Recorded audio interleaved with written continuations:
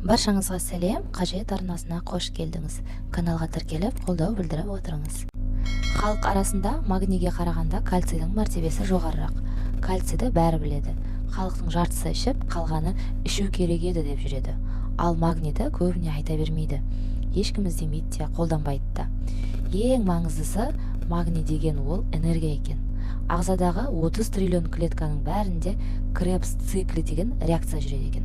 Бұл клетканың демі, яғни тынысы.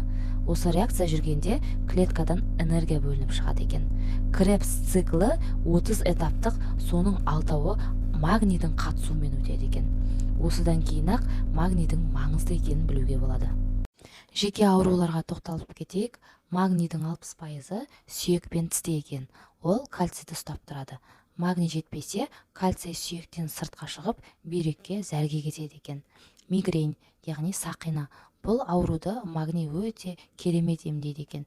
Тіпті сақинаның себебі осы магнийдің жетіспеуінен болуы мүмкін деген болжам да бар екен.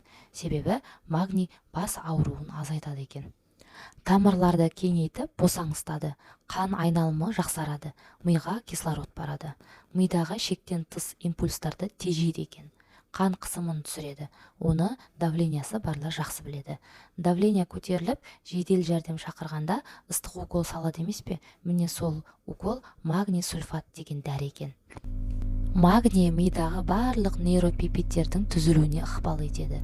Оның үстіне кішігірім стрестің өзі магнийдің тәуліктік мөлшерін жағып жібереді. Сондықтан күйгелек адамдарға ауадай қажет. Одан басқа жүрекке, арықтауға, іш қатуға, жүктілікті сақтауға, буынға және тағы басқаның бәріне де қатысады екен. Сонымен магний бәрімізге керек. Нәтижесі де ұзақ күттірмейді, тез арада сезіледі екен. Достар, ақпарат ұнаса жүрекшені басып, пікір қалдырып отыруыңызды сұраймын. Қазақ тілді контентті қолдап кетіңіз. Сіздің қолдауыңыз біз үшін өте маңызды.